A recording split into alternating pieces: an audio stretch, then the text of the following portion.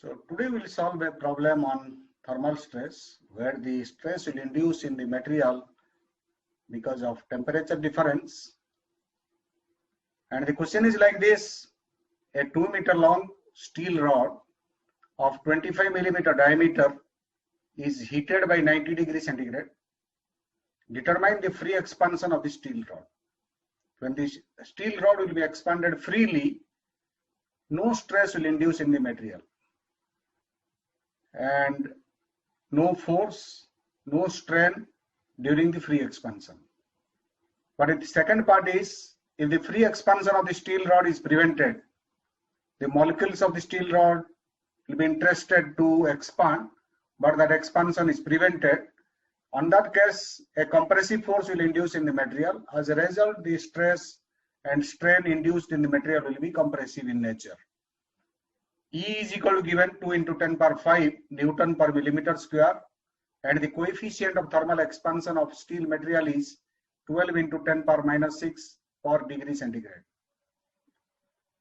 The data given is length is equal to 2 meter, that is 2000 millimeter. Diameter is 25 millimeter.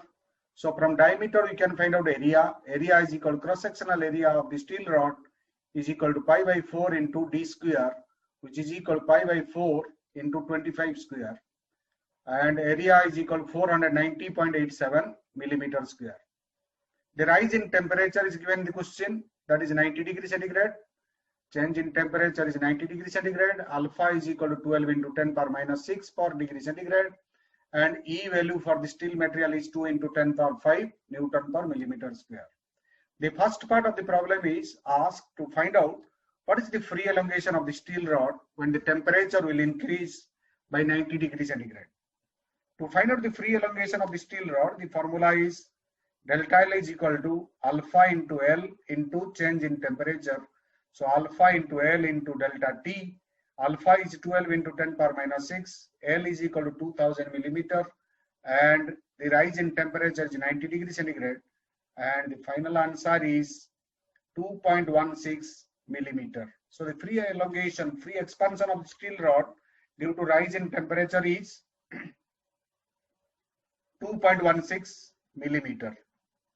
On the second part, in the second part, what is happening when the temperature is rising? Now the expansion of the molecules, expansion of the steel material is prevented. So when the expansion is prevented, a compressive force will act in the material. Since the force will be compressive, as a result, the stress induced in the material will be a compressive stress, and the strain induced in the material will be a compressive strain. So to find out the compressive strain induced in the steel material, we can go for the regular formula, change in length by original length. So epsilon is equal to delta L by L.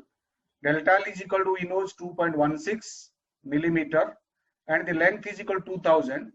So 2.16 by 2000 is 1.08 into 10 power minus 3. So the compressive strain induced in the steel rod is 1.08 into 10 power minus 3, and there is no unit for strain. The compressive stress induced in the steel rod due to rise in temperature will be sigma is equal to E into epsilon. Since already we know the epsilon, we know the strain induced in the material. If we multiply that strain with Young's modulus, that will give you the stress. So sigma is equal to 2 into 10 power 5, that is the Young's modulus of the steel material, into strain induced in the steel material is 1.08 into 10 power minus 3. So the answer is coming 216 Newton per millimeter square.